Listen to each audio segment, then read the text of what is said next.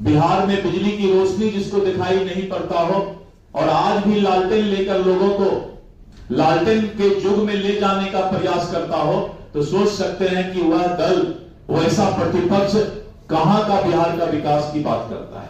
से हत्या, लूट, अपहरण और फिरौती का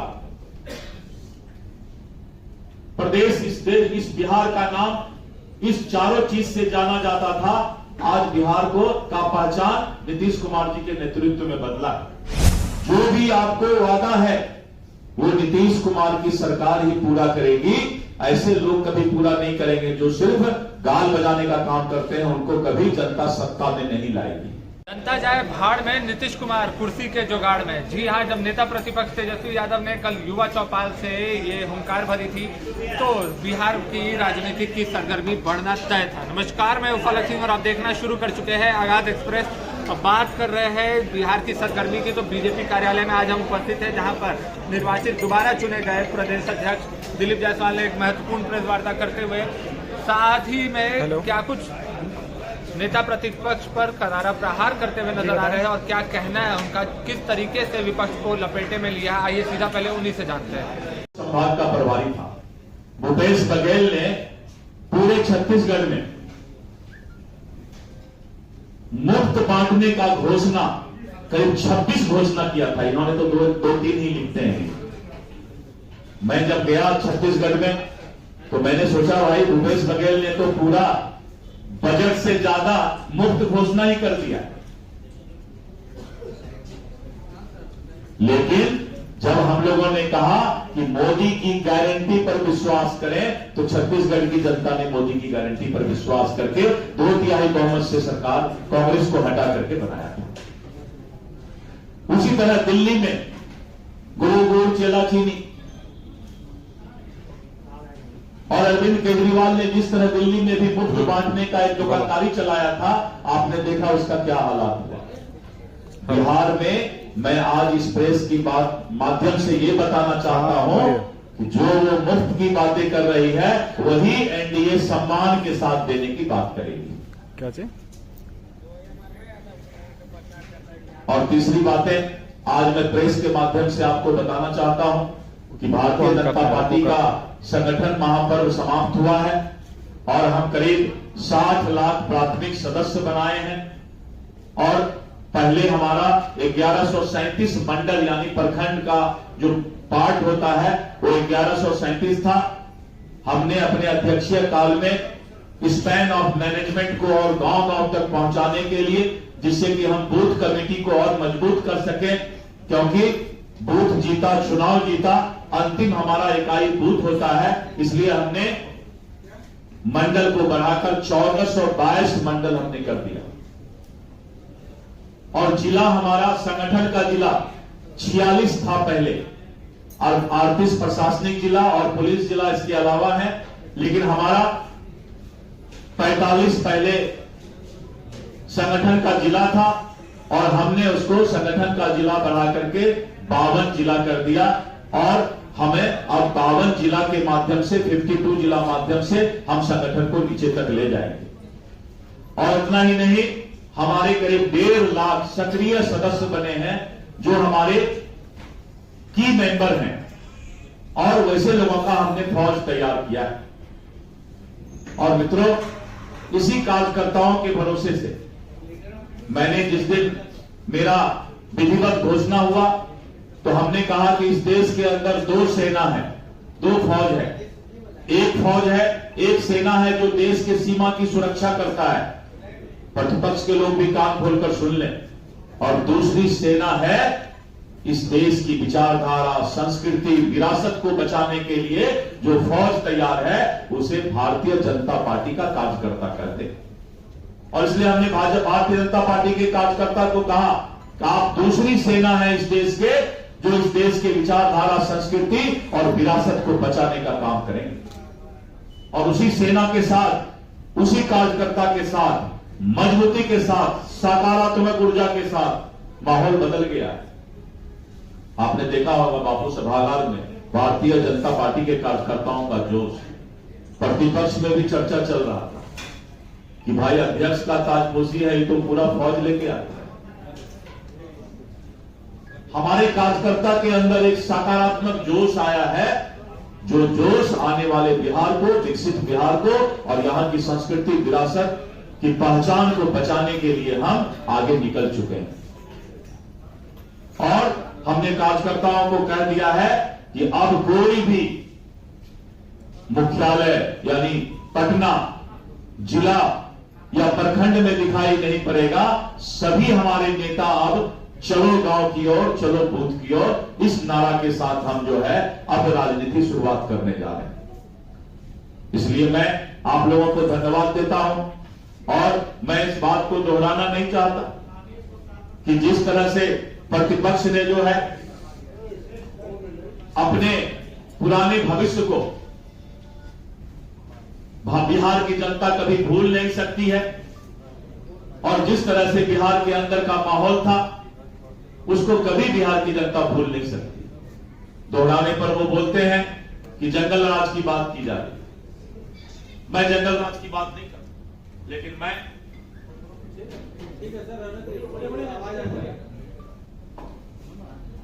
लेकिन मैं ये जरूर बोलना चाहूंगा कि जो जिस तरह से हत्या, लूट, अपहरण और फिरौती का प्रदेश, इस बिहार का नाम इस चारों चीज से जाना जाता था, आज बिहार को का पहचान नीतीश कुमार जी के नेतृत्व में बदला है। और जिस तरह से राजद के शासनकाल में हमारे बिहार की छवि धूमिल हुई थी, उस बिहार की छवि को धीरे धीरे फिर से धरातल पर लाने का काम किया जा रहा है।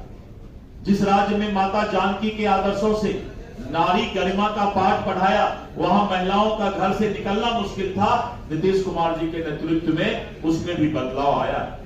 जिस भूमि ने भगवान बुद्ध और महावीर के माध्यम से त्याग, करुणा और संयम का मार्ग दिखाया, वहां भ्रष्टाचार, लूट और सत्ता का जो आम भाव बन गया था, वो भी नीतीश कुमार जी के शासन में बदलाव आया। मित्रों, आने वाला बिहार आपने प्रगति यात्रा में देखा कि जिस तरह से बड़ी बड़ी योजनाओं को मुख्यमंत्री जी ने धरातल पर लाने के लिए प्रगति यात्रा के एक सप्ताह के अंदर कैबिनेट में पास करके बजट को आगे बढ़ाने का काम किया है। और अभी जिस तरह से प्रत्येक प्रखंड में डिग्री कॉलेज खोलने की बात है, बिहार को लोगों को शिक्षित करने की बात है, मेडिकल कॉलेज खोलने की बात है।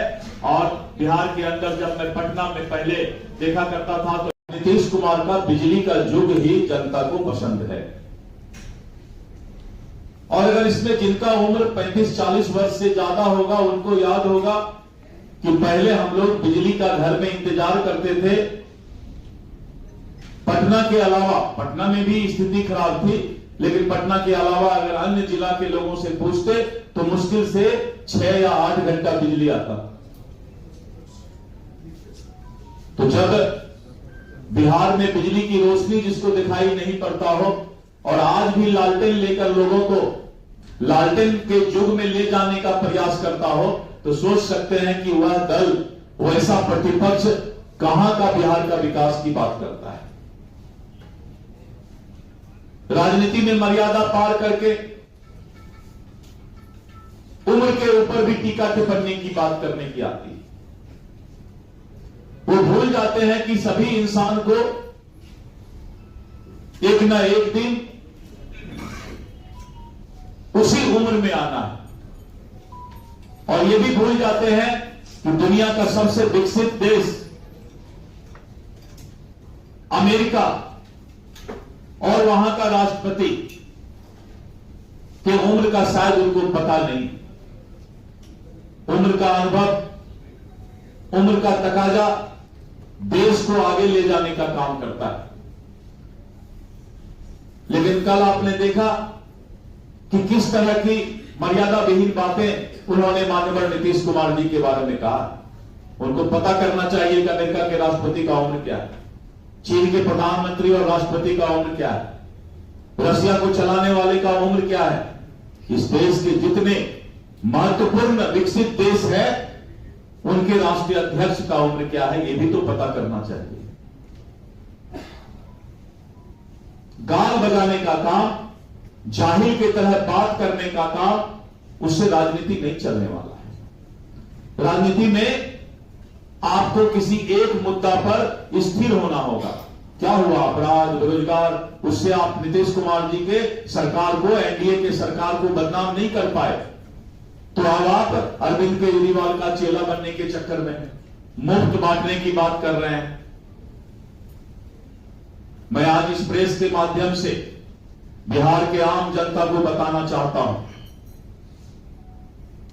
कि आपको जो भी सुख सुविधा है, जो भी आपको वादा है, वो नीतीश कुमार की सरकार ही पूरा करेगी। ऐसे लोग कभी पूरा नहीं करेंगे जो सिर्फ गाल बजाने का काम करते हैं, उनको कभी जनता सत्ता में नहीं लाएगी। इसलिए उनका ये भी मामला फेल होने वाला है। तो जब 2000 का मामला फेल हो जाएगा,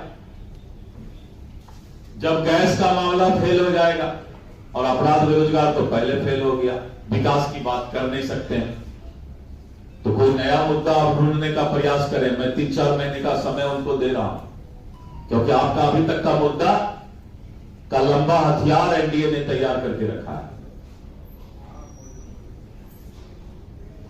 100% डोमिसाइल की बात कर रहे हैं, 100% डोमिसाइल होगा। राज्यसभा में सदस्य डोमिसाइल को काहे के बनाते हैं? कहां से ले आए हैं? हरियाणा से। उनको बोलिएगा कि डोमिसाइल पहले जिस राजनीतिक दल से आप राजनीति करते हैं, उसमें आप पहले भागीदारी डोमिसाइल तय कीजिए। आपको शायद पता होगा कि उन्होंने राज्यसभा सदस्य किस स्टेट से लाया है। 100% डोमिसाइल से लाया है क्या? कहां के हैं राज्यसभा सदस्य? ठीक है, शायद हरियाणा के है ना। एक बार पूछिएगा उनसे कि 100% डोमिसाइल और 100% समाजवाद, दो काम पहले कर लें। 100% डोमिसाइल अपने राजनीतिक दल में करें और 100% समाजवाद अपने परिवार से बाहर निकल के करें। ये दो काम कर लेंगे तो मैं उनका सब काम ऐसे कर दूंगा, आप चिंता मत। उसी को बोलो, कम करेगा। एक मिनट सुन लीजिए, रंजीत को बोल दो ना, वो कम अभी करेगा। हम बोलेगा, अभी तो हमको 1 घंटा बोलना, अभी तो हमने शुरू किया, कहानी खोलना है धीरे धीरे। उसी के लिए तो भाजपा ऐसे बड़े दल का अध्यक्ष बनाएंगे। बड़ा तीक्ष्ण है बातें, बहुत तीखा है। मैंने गया से मिर्ची मंगवाया प्रतिपक्ष के लिए, इसलिए मैं मर्यादित भाषा में बोल रहा हूं, क्योंकि मिर्ची का भी अपना एक प्रेस्टीज है। बिना मिर्ची के कुछ नहीं होता। तो मित्रों, मैं आपसे यही बोल रहा था कि पहले जो इंसान परिवार से बाहर निकलेगा, पहले वो इस बात को बताए कि आज के बाद हमारे घर का कोई भाई बहन बेटा भतीजा राष्ट्रीय जनता दल में, उसको तब हम हक देंगे जब आम जनता को एमएलए एमपी राज्यसभा बनाएंगे। डोमिसाइल की बात तब करेंगे जब हम करेंगे दवाइयाँ का अपने राजनीतिक दल में डोमिसाइल की बात करें। हाँ, हेलो, चलिए, ये इशारा है बोलने के, इसका दवाइयाँ का पैसा जवाब मैं बोल दो। धीरे धीरे दूंगा, क्योंकि अभी 3 वर्ष तक मुझे पार्टी ने अध्यक्ष दवाइयाँ बनाया। का पैसा बता दो ना। बहुत लंबा समय का पाली खेलना है मुझे। आज मैं आप लोगों को 2 बातों के लिए बुलाया था।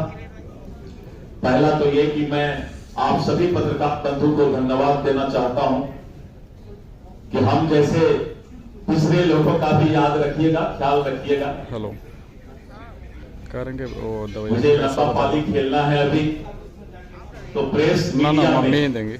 मैं अपनी बात आज इसलिए रखता हूं कि आपके माध्यम अच्छा, से ठीक। मैं अपने लाखों कार्यकर्ता को धन्यवाद देना चाहता हूं। मैं अपनी बातें इसलिए आज मैंने प्रेस कॉन्फ्रेंस बुलाया कि ये जो मुफ्त में बांटने का वादा का उन्होंने फ्लैक्स होर्डिंग लगाया है, वो सारा हथियार मैंने तैयार कर लिया है। अब वो सब हथियार, वो झूठा वादा नहीं चलेगा। इस देश में मोदी की गारंटी चलेगी, और इसका मैं उदाहरण देता हूं मोदी की गारंटी का।